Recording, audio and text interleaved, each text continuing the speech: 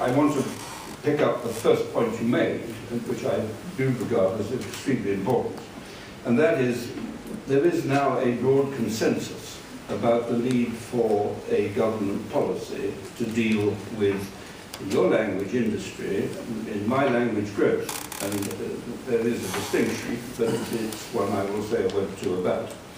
Now, we may not actually agree about what we would do with the growth or what we would do with the product of the growth, but there is, I think, now, partially as a result of the prolonged and very difficult economic conditions we faced, a consensus that there is a role for a much more coherent, longer-term strategic look at the way we run this country and the way in which we generate success. You perhaps, the quotation you used of mine, you were quite kind, really, because you only referred to 3 meals in the The actual quotation, I would get up before breakfast, lunch, tea and dinner, and I would get up again before breakfast the next day to intervene on behalf of British industry. And I don't in any way renege from any of that commitment. I think there is one generalization which is also important to indicate the degree to which a consensus has emerged.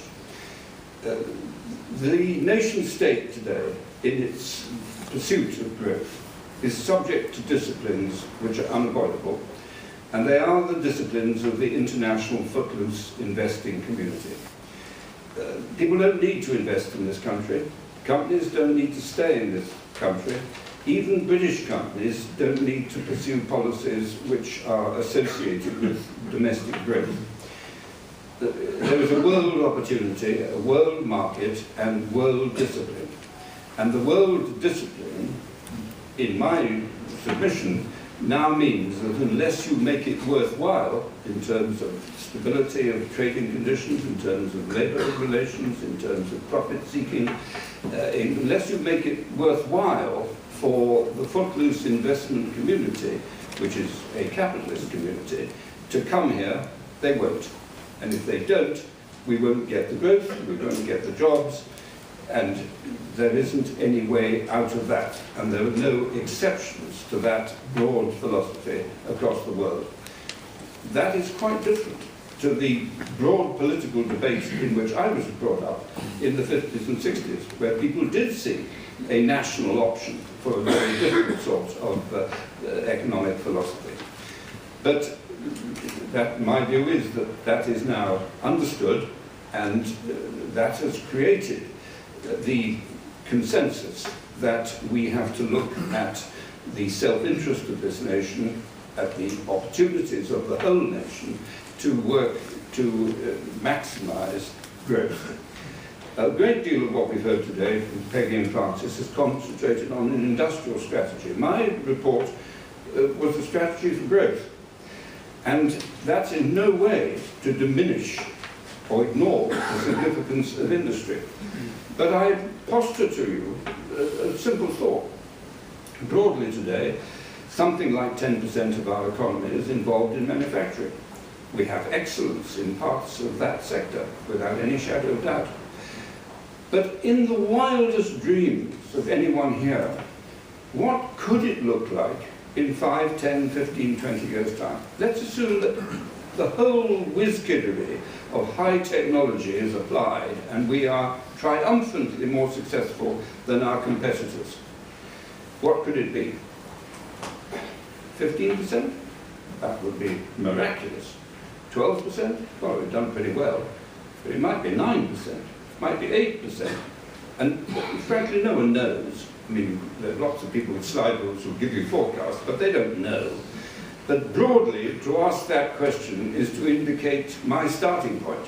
Because what it clearly reveals is that the British people are not engaged in more than about 10% of manufacturing.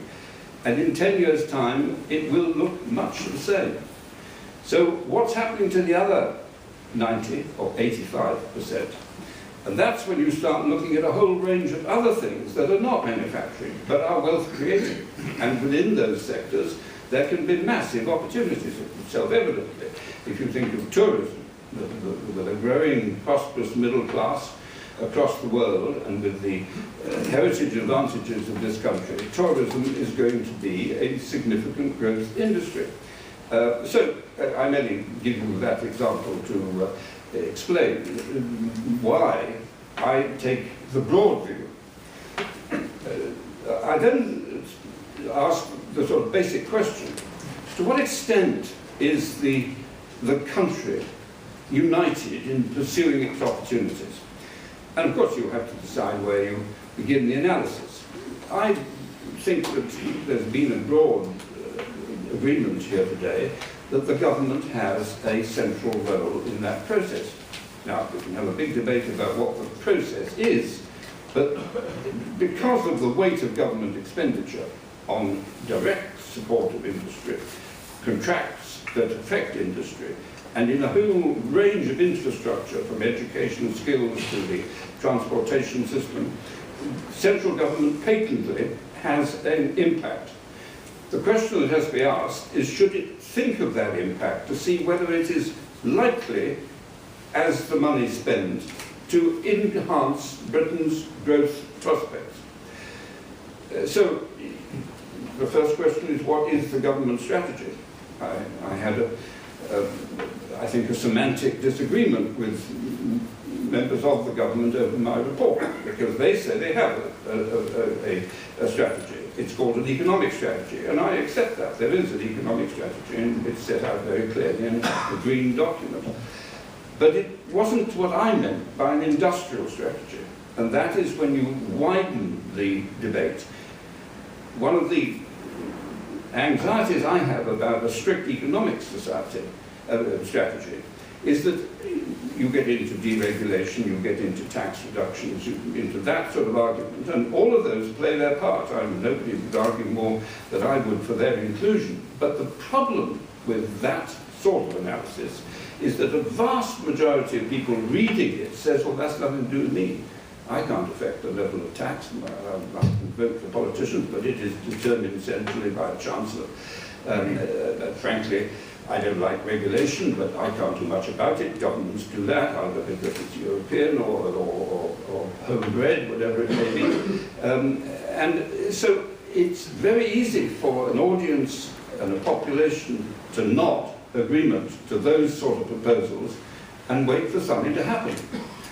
But for me, in looking at an industrial strategy and how government can influence events, I have searched the horizon, the no stone unturned, to find out what government is doing or could do, what other governments overseas are doing, in order to get maximum value out of what they are anyway doing.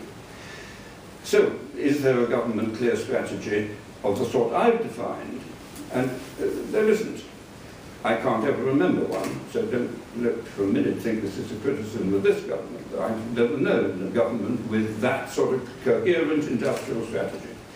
If you had a government strategy, you would have to have a composite of individual departmental strategies. And there are serious discussions to be had to the extent to which all government departments are involved in a strategy. You can well understand the Secretary of State for Health saying, look, I've got the nation's health to be responsible for. I have a health service to preside over. It is challenging, massively technological, hugely self-demanding because of aging population and all of that. I cannot be expected to divert my attention to the growth strategy of the economy. And that nobody could criticize that effectively, because that's what all Secretaries of State for Defence have actually said and done by implication. Is that me? No. No. It was me in the House of Commons once, and I was the last person to know. But you see the point. Now, why I stick to this particular example, because it's easy to see that if you are responsible for the nation's health, and you have the health service, there are a massive number of opportunities to enhance growth as a product of what you are doing in the mainstream. I'll give you an example. Aging is with us. Can't do much about it. We'll all be part of it. So you have an enormous number of potential clients for the aging process. So the equipment manufacturers and the technological manufacturers of equipment who can help the problems of aging, simply keeping more old people in their own homes because of the technological communication systems that can give them instant appeal for help if they need it, is obviously a market of world dimensions. So to what extent does the Department of Health actually engage the equipment manufacturers in that sort of debate and participate with them in the sort of experiments that could lead to the products? That is a clear example, and there are examples of that sort everywhere in government. So every government department needs to think about what it can do in the growth agenda. You then look at another phenomenon which I've devoted quite a lot of attention to in my report, and that is the what I call monopolistic functionalism of this country. And here we are alone, in my judgment, in world terms. It's very understandable how it has happened. It has taken a very considerable amount of time. But summarizing it for the sake of brevity, we have changed the nature of the domestic economies that made this country into the powerful economy worldwide that it was in the 18th and 19th centuries. We've changed the buccaneering spirit that drove those local economies because the conditions that were created were so appalling that the democratic process demanded a very different approach. And today, the drivers of the local economies are not the wealth creators, they are the social providers. And because the cost of providing a similar level of service across the local economies was so high, there has been a massive redistribution of taxation from the localities via London back out into the provincial economies, but not to the wealth creating. It comes from the wealth creators, it goes back to social provision. And the broad apparatus of local government is actually preoccupied with central social provision and not with wealth creation. And all of that is very understandable. But in that process, Whitehall has created functional monopolies. Instead of there being a discussion about Newcastle, Birmingham, Liverpool, Leeds, Bristol, whatever you like, there are discussions about housing, transport, environment, agriculture, and never the twain shall meet. There are not place-based strategies. That is unlike any other advanced economy of which I have knowledge.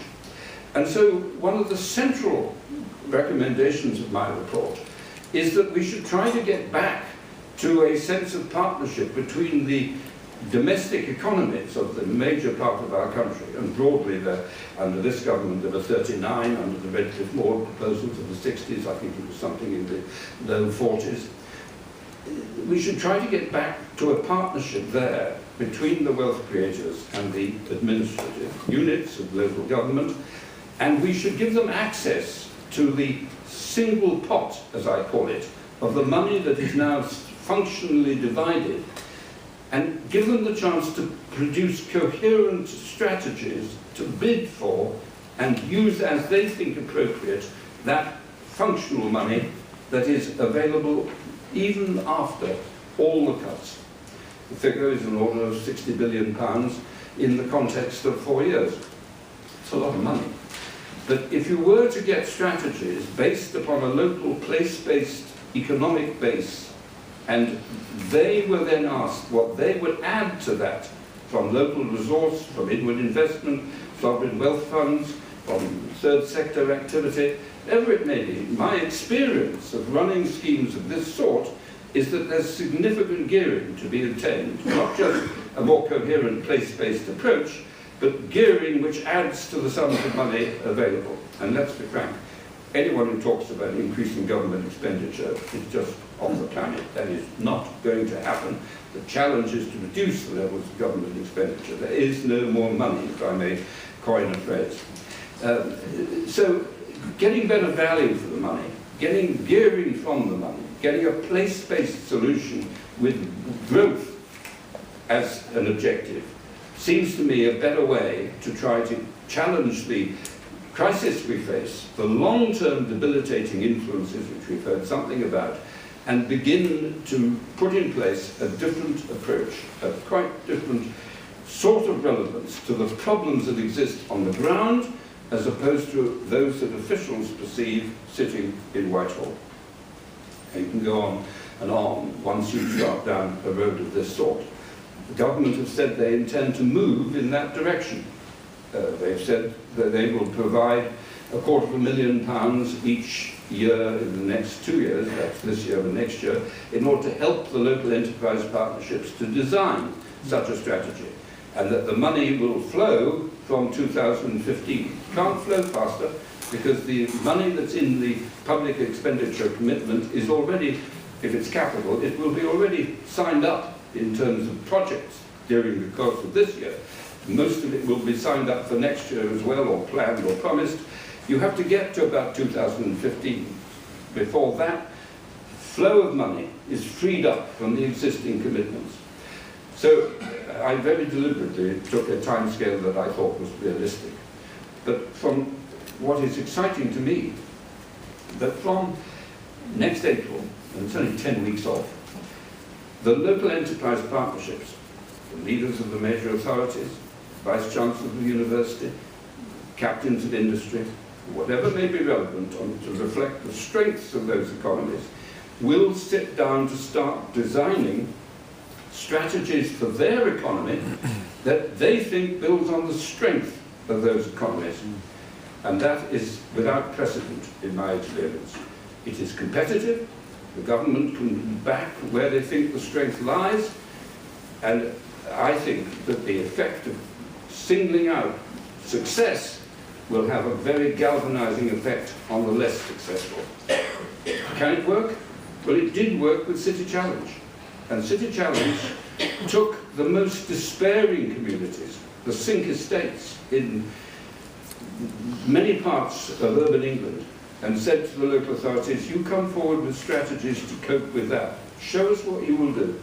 And it was electric in my memory, the way in which the local authorities brought those functional teams together, enhanced the private sector commitment to what the state could afford, and addressed the real problem as they saw it on the ground for those sink estates. And all my report is really saying is, it works. They got a gearing of £4 or £5 of private money for every pound of public money. Now apply it to that local economy. That to me is the ingredient of a growth strategy and an opportunity to embrace the strengths of this country at a local level as opposed to dictating to them centrally. Thank you.